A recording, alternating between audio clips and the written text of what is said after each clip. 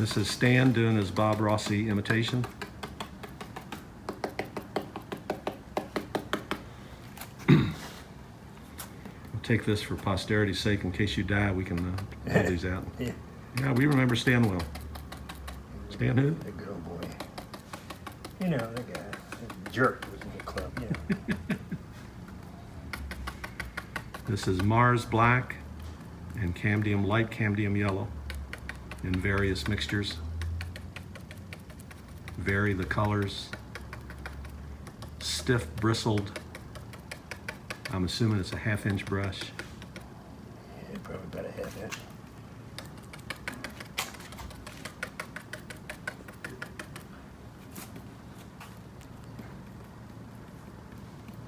Now, Bob Ross, or Stan is using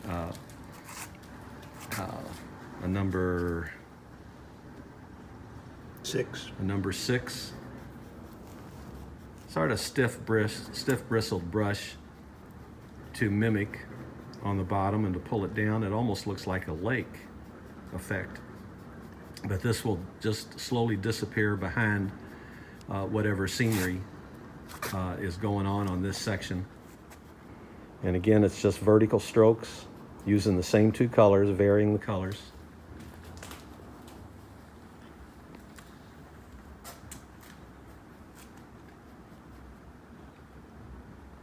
And once this is all done, it'll all blend together. And it looks like that he spent hours doing these murals. Yes. And Okay, now Stan is going like with some foreground area using a number 12. Number 12 round brush, pardon me. And all of this is still with just those same 2 colors.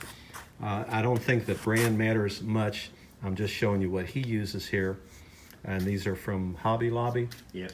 But I bet you can buy this Basics brands. You can buy whatever the house brand is at Michael's or other places. And And, that's- the brushes. Mars Black and Candium Yellow. Light Camdium Yellow. Because if you get medium or the other turns orange, Okay. it doesn't match up. So those are the only 2 colors used here, and it seems like there's a good 6.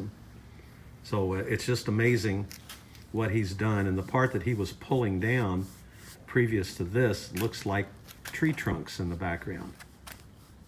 So he didn't tell us what the effect was going to be. I'm going to move around him here where I can show you his other hand here. The hand of Stan. Hand of Stan. And you can see that he's got a lot of experience doing this, but it's not like you have to go to 4 years of college and art No, school you to be don't. able to do this. You don't. Anybody can do this. It's very simple. And a question I know that'll come up, a lot of people paint their backdrops. Does it matter what you use to paint the backdrop? Do you use a flat finish? Flat finish. You want Just a flat finish? flat finish. So for people like me or those of you that have a semi-gloss because you bought it cheap, it probably will still It'll work. work. It'll work, yeah. But it's ideal to... This is not going to show. I'm Yeah. gonna- And the important thing, like Stan points out, is that this is a background. Okay, now what I'm going to show you is Stan putting in freehand clouds, and he's using titanium white and a square, stiff, bristled brush. He'll give us a number there in a second. And as you can see, your mind's eye fills in the fact that, hey, it's a cloud because look, it's above trees. Now he's taken a sponge, That's a brush. or a brush, a very broad brush, and just lightly going back and forth. I feel like I'm doing a commercial for Bob Rossi. Lift up, just lift up. Just 2 hairs and a breath. Show us that brush, Stan. Okay, all right, so just a paintbrush. That's just a paintbrush, yeah. Just a And then plain this old is paintbrush. this is a 1/2 inch. And a 1/2 inch Half stiff inch, bristled brush to put the first application on. And again, nothing but titanium white. Nothing but titanium white. And just use your imagination. Or get Stan to come over to your house for a small fee.